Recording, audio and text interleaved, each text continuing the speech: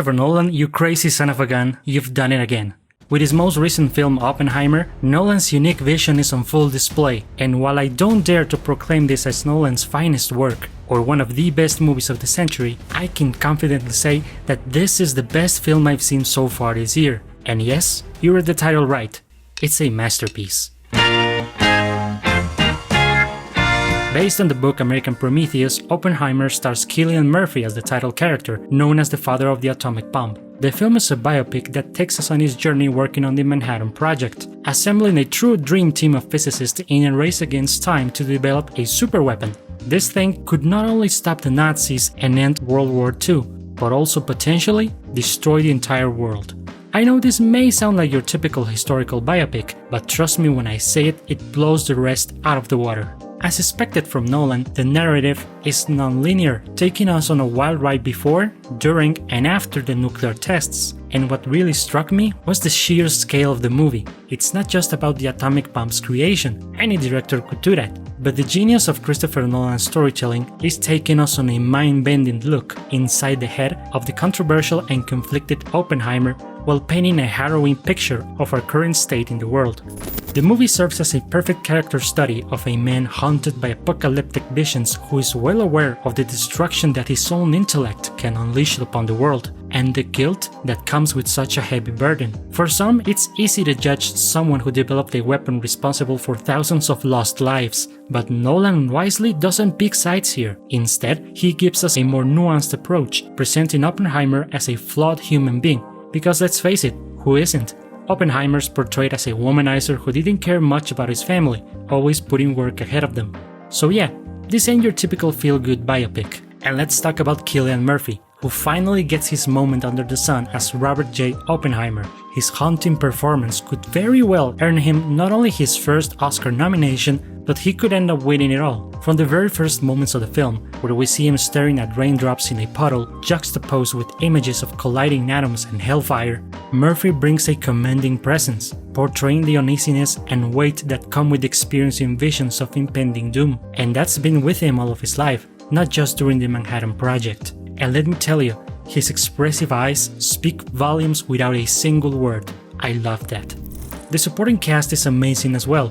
This is literally a who's who of Oscar nominees and such. Known faces keep popping up every other scene, even if they basically have just a couple of lines, which is a testament of Christopher Nolan's drawing power. Who wouldn't want to work with him? There's Matt Damon's General Leslie Groves that brings much needed levity and wit to all the physics mumbo-jumbo.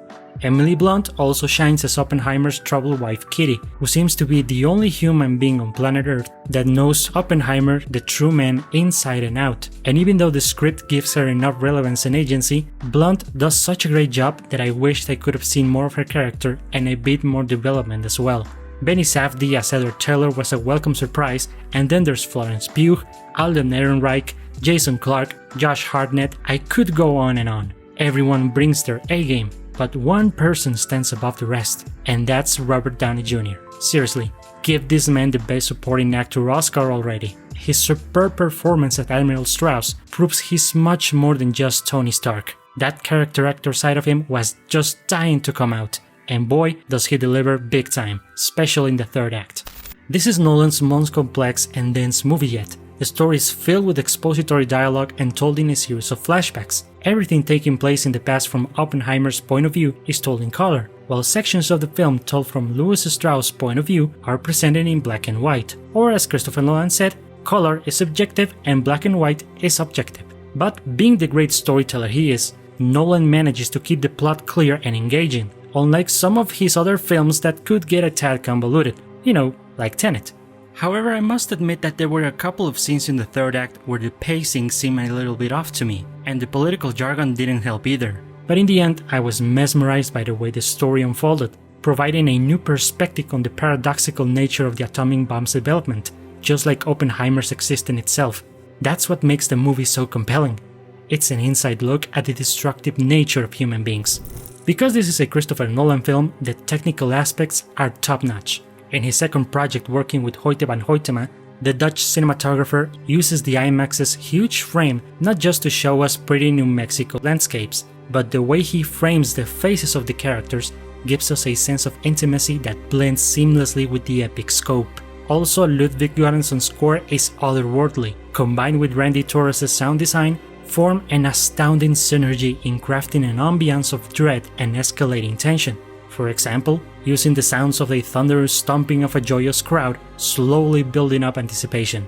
It adds depth to the film's emotional impact, enhancing every scene. And let me tell you, all these elements come together in the Trinity test scene. Backed by Göransson's pulse-pounding score, Nolan subverts our expectations in a way that when the climax arrives and the button is finally pushed, instead of a deafening noise, all we can hear is silence. It's a moment frozen in time, combining horror and spectacle in a way that I couldn't help but be in awe.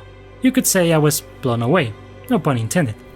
What's truly chilling about Nolan's storytelling is the dichotomy of the whole thing. While other biopics might depict Oppenheimer's work as a great victory that helped end the war, this film shows us something different. When the war is over, Oppenheimer's face is not that of relief, but of guilt, knowing very well that he set off a destructive chain reaction that cannot be stopped, and its ripples can still be felt in today's world. And just as we see in that final shot, Oppenheimer's worst visions are not over yet, and the dread seems never ending. This film left me with so much to ponder. I even found it hard to put my thoughts into words when writing this review, but in my opinion, Oppenheimer showcases Christopher Nolan's evolution as a storyteller and a filmmaker. It's a true masterpiece of modern cinema. If you're looking for an original, thought-provoking film that leaves an indelible mark, Oppenheimer is an absolute must-see. I can't stress enough how important it is to experience this on the biggest screen possible. It's an ambitious cinematic journey that stays with you long after the credits have stopped rolling. I give Oppenheimer 5 stars out of 5. If you watched the movie, let me know what you think of it in the comments, and if you enjoyed this video, consider subscribing for more. I'm Brian, and I'll see you at the movies.